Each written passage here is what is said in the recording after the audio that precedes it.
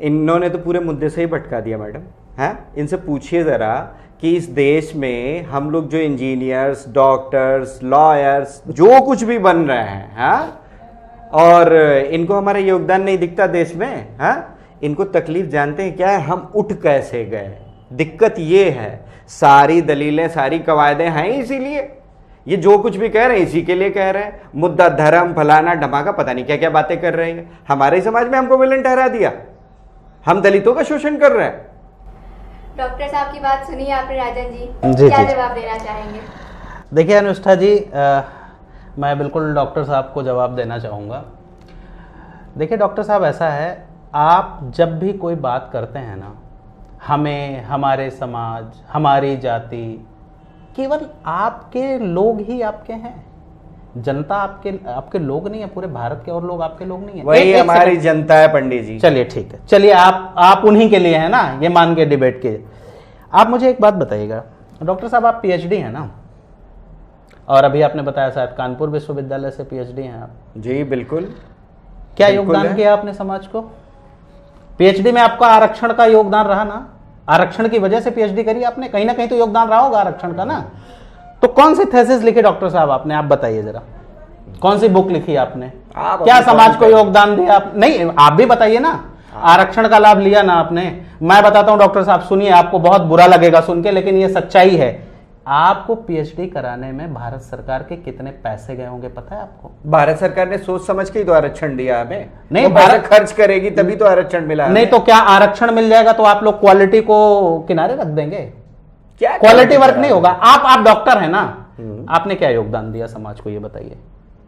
नहीं है ना जवाब। अब रुक जाइए, आपके दूसरे लोगों पे आता हूं।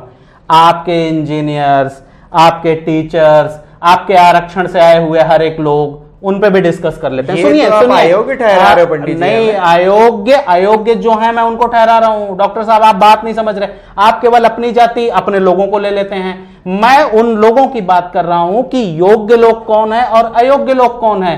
और अगर जाति के नाम पे आपने अयोग्य लोगों को आरक्षण दे करके, हम क्यों नहीं डिसाइड करेंगे? वाह, बोर्ड डिसाइड कर रहा है ना सर। अगर मैं 90% ले आ रहा हूं, आप 40% ले आ रहे हैं, तो आप मेरे सामने योग्य नहीं हैं। ये तो बोर्ड डिसाइड कर रहे हैं ना डॉक्टर साहब। इसमें ऐसी कौन सी बात आई? अभी देखिए अनुष्ठा जी, मैं आपको एक छोटा सा एग्जांपल देता हूं। अभी एक आर्टिकल पढ़ा हमने न्यूज में, उसमें क्या था कि बिहार में किसी इंजीनियरिंग कॉलेज में 2 प्रोफेसर्स की जरूरत थी, मैथमेटिक्स के टीचर्स की। तो वहां पे जितने लोगों ने अप्लाई किया, उसमें से एक सीट जो थी वो आरक्षित थी एससी के लिए। उस सीट पर जिनका चयन हुआ, उनका मैथमेटिक्स में 0 नंबर है। सोर्स दैनिक जागरण है, मैं नहीं बोल रहा। अब मुझे तकलीफ इस बात से नहीं है कि वो सैलरी लेंगे, उनको नौकरी मिल गई, किसी और को मिल जाती है ना, इससे मतलब नहीं है। उनके पढ़ाए हुए बच्चों का क्या होगा? वो डॉक्टर साहब जैसे ही पीएचडी करेंगे ना। अच्छा, दूसरी एक सेकंड, आप ऐसे पॉइंट करके हमसे बात नहीं करेंगे। आप पॉइंट करने वाली बात ही रख दी ना आपने डॉक्टर साहब। आप पीएचडी कर लिए आरक्षण से। दूसरी बात करते हैं अनुष्ठा जी, आपको बहुत बुरा लग रहा होगा डॉक्टर साहब, इसके लिए सॉरी, लेकिन जानते हैं ये दर्द है।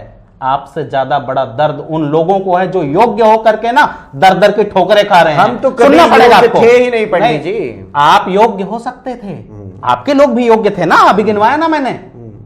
वैसे योग्य लोगों को नमस्कार है, प्रणाम है मेरी तरफ से, वो प्रणाम है। अब दूसरी बात पे आ जाइए। अभी आजकल सोशल मीडिया पे बहुत सारी चीजें चल रही हैं, बड़े सारे यूट्यूब पे वीडियोस ये वो आते रहते हैं।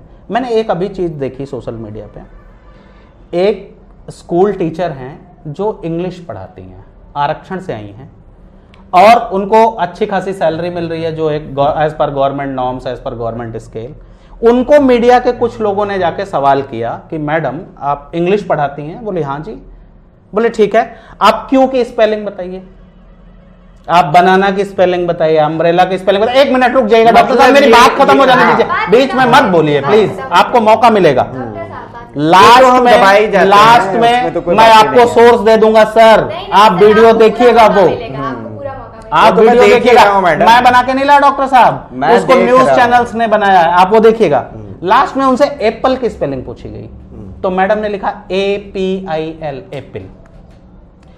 सवाल ये है अब कि उनके पढ़ाए हुए बच्चे कहां जाएंगे? जितने लोगों को वो टीच करेंगी वो कौन से डॉक्टर्स इंजीनियर्स बन। रुकिए एक मिनट, अभी मैडम मेरी बात पूरी नहीं हुई, एक मिनट। हाँ, इन्हीं की पूरी कर लेने दीजिए। जाहिर सी बात है, हाँ। आपने प्रश्न रखा, जवाब तो ले हाँ। लीजिए। मैं क्या था, जब 8वीं क्लास में पढ़ता था ना मैडम, तो हमारे इंग्लिश के टीचर ने मुझे एक स्पेलिंग पढ़ाई थी लेटर की, LATTER। मुझे रट गई वो। जब मैं कॉलेज में चला गया तब तक मैं लेटर की स्पेलिंग LATTER लिखता था। तो मेरा बहुत मजाक उड़ाया गया, मुझे बहुत समझाया बुझाया गया, लेकिन जानती हैं अभी ये बोलेंगे जिस टीचर ने इन्हें पढ़ाया वो भी दलित था, आरक्षण से आया था। डॉक्टर साहब नहीं कह रहा मैं वो सवर्ण था टीचर, ठीक ना, लेकिन वो अयोग्य था। बस मेरा ये कहना है, अयोग्य था। ये ध्यान दीजिएगा, सुनिएगा। मैं वो पॉइंट्स आज तक नहीं भूल पाया। आज भी मुझे लेटर की स्पेलिंग लिखनी होती है ना, तो एक बार LA बन जाता। आप कहना क्या चाहते हैं? एक पॉइंट आप कहना क्या उन चाहते हैं? बच्चों का क्या होगा जिन्हें शुरुआत से लेकर लास्ट तक गलत पढ़ाया जा रहा है। ऐसे डॉक्टर्स बन के किन मरीजों को अच्छा करेंगे? कहां जाएगा देश? अगर आरक्षण की बात है ना, सुनिए, इनका घर भरे, बहुत अच्छी बात है, सरकार निकाल भरे, बहुत अच्छी बात है। बिल्कुल नहीं डॉक्टर साहब, आप अगर योग्य नहीं है तो आप शिक्षा देने के योग्य नहीं है। आप क्या पढ़ाएंगे? वाह, आप ही जैसे लोग PhD होके पढ़ाएंगे ना कि भारत में 4 जातियों में बांटा गया था। क्या 4 जातियों में बांटा गया था डॉक्टर साहब? आप जब जिसको पढ़ा देंगे, डाउनलोड कर देंगे कि भारत में 4 जातियां थी, तो क्या होगा इस देश का? अच्छा, नहीं, ऐसे अगर टीचर्स आएंगे। अच्छा, मेरे पंडित जी, 1 मिनट और 1 मिनट, बस एक लास्ट पॉइंट। बनारस में एक ब्रिज गिरा मैडम, जानते हैं? दब के सैकड़ों लोग मरे, ठीक है। अब ये फिर अपने पॉइंट में ये समझ गए होंगे मैं क्या कहना चाहता हूं। जब भी अयोग्य आदमी किसी भी योग्य जगह पे बैठाया जाएगा, वो निश्चित रूप से गलती करेगा। आप अपनी बात बताइए, क्या कहना चाहते हैं? और कभी भी बनारस आरक्षण बात नहीं चाहते हैं? आरक्षण में भाई साहब, इंजीनियर साहब जो थे ना, वो आरक्षण से आए। बताइए मैडम, ये टेक्निकल एरर कहीं से भी आ सकता है। इंजीनियर साहब आरक्षित थे इसलिए ऐसा हो गया। बताइए। अच्छा एक बात बताइएगा, मतलब आप ढूंढ ढूंढ के ये सारी चीजें लेके आओगे और हमें यहाँ पे आप दिखाओगे कि आरक्षित लोग बिल्कुल योग्य ही नहीं है, तो सरकार बेवकूफ है। योग्य क्यों नहीं बनते आप? हाँ? आपको आरक्षण चाहिए तो आप फीस में आरक्षण लो, इकोनॉमिकल बेस पे आरक्षण लो। एक बात बताइए, एक टीचर अगर 2 और 2 5 पढ़ाएगा, तो जिन बच्चों को पढ़ा रहा है उन बच्चों का भविष्य क्या होगा? कौन पढ़ाता है 2 और 2 5?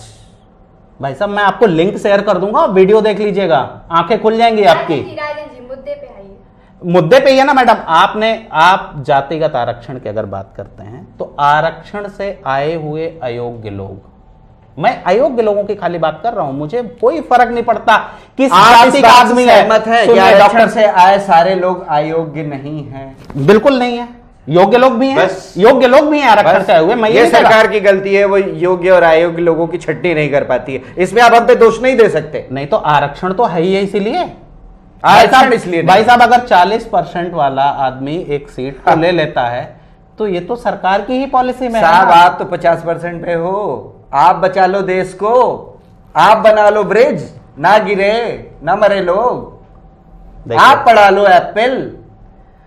हाँ डॉक्टर साहब, इसका बहुत सटीक जवाब है, सुन पाएंगे? आपके पास सुन पाएंगे? जवाबों का भंडार है, सुन पाएंगे? अरे हम क्यों नहीं सुन पाएंगे? बिल्कुल, तो ध्यान हमने से तो क्या कुछ नहीं सुना है जो आज क्या आप कह रहे हो हम नहीं सुन पाएंगे। सिर्फ फिल्मों में। हाँ। फिल्मों में बेइज्जती हुई है आप। अरे छोड़िए साहब।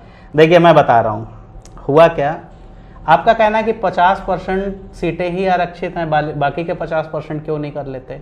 एक सुनिएगा एग्जांपल डॉक्टर साहब, अगर 100 एम्प्लॉय हों और बाकायदा बढ़िया ड्रेसअप होके टाइम पे 9 बजे शार्प ऑफिस पहुंच जाते हो, बहुत बढ़िया काम करते हो, अच्छे से टारगेट अचीव करते हो, कंपनी को कहीं से कहीं उठा के ले जाएं, बहुत मेहनत करें, बहुत डेवलप कर दें कंपनी को। अच्छा। उसमें खाली 2 एम्प्लॉय आप ऐसे डाल दीजिए जो ना टाइम पे आए, ना अपना टारगेट अचीव करें, ना उस लेवल के पढ़े लिखे हों। मैं चैलेंज के साथ कहता हूं डॉक्टर साहब, वो 100 एम्प्लॉय उन 2 को अपनी तरह नहीं बना पाएंगे, लेकिन वो 2 एम्प्लॉय उन 100 को अपनी तरह बना लेंगे। एक और चीज, एक और चीज क्या कह रहे हैं? वो 2 लोग हम हैं। नहीं सुनने, बोलिए। आपने एक कहावत सुनी है, एक मछली पूरे तालाब को गंदा कर वो मछली तो हम नहीं, तो भाई साहब 49% मछली होनी चाहिए थी ना तालाब को गंदा करने के लिए। आप कहते हैं कि 50% लोग खराबी नहीं कर सकते किसी चीज को। अरे भाई साहब, आपको बताएं, किसी चीज को बिगाड़ने के लिए ना बहुत कम समय चाहिए, किसी भी सिस्टम को खराब करने के लिए ना बहुत कम संसाधन की मैडम, आवश्यकता इनसे होती कहिए ये है। point और पे आप बनाने, बात करें। हाँ पॉइंट पे ही आते हैं डॉक्टर साहब। दूसरा, आपकी इस बात पे ना मुझे एक चीज याद आती है, आप मुझे लगता है वो जेएनयू वेन्यू वालों को ज्यादा देखते हैं आजकल डिबेट में। मैं समझा। 49% 50% वाला नहीं डॉक्टर साहब, देखिए आते हैं मुद्दे पे। देखिए, मैं अपने समाज मैं- को छोड़ के किसी से मेरा कोई सहमति नहीं है। कोई वो सहमति 49% मांगते, 50% मांगते, उनसे हमसे मतलब नहीं है अच्छा, पंडित जी। चलिए, चलिए। आप, हाँ, चलिए, मैं आपको 2 लाइनें सुनाता हूँ डॉक्टर साहब, किसी बहुत योग्य आदमी ने लिखी होंगी, मतलब दिल से नमस्कार है उसको, जानते हैं? पंडित जी, बुरा हमारी भी बातों का मत मानिएगा, मैं पहले बोलते नहीं नहीं, बिल्कुल बुरा नहीं आप मानेंगे। सुनाएं। आप डॉक्टर साहब खुल के बोलिएगा, बिल्कुल बुरा नहीं मानेंगे। आप सुनिएगा प्लीज, हाँ, है बोलिए, ना? बोलिए। था क्या कि बर्बादे गुलिस्ता करने को बस एक ही उल्लू काफी था, अंजामे गुलिस्ता क्या होगा, हर डाल पे उल्लू बैठा। देखा? अरे डॉक्टर साहब मैडम, सुनिए ना। देखा? अरे नहीं एक सुनिए ना, मिनट, मैडम, नहीं, देखा बिल्कुल आपने? मतलब है, हैं? बिल्कुल हैं? मतलब है। नहीं, सुनिए। ये मतलब ये क्या आप कर रहे हो यहाँ स्टूडियो में? डॉक्टर साहब 49% अच्छा, छोड़िए। अयोग्य लोग अगर आ गए, छोड़िए नहीं आप। पॉइंट तो सुन ही नहीं रहे ना आप, क्यों छोड़िए। छोड़ें, क्यों छोड़ें? 49% अगर अयोग्य लोग आ गए तो आप क्या समझते हैं सिस्टम को आप सही चला लेंगे? बेबुनियाद बात कर रहे हैं आप।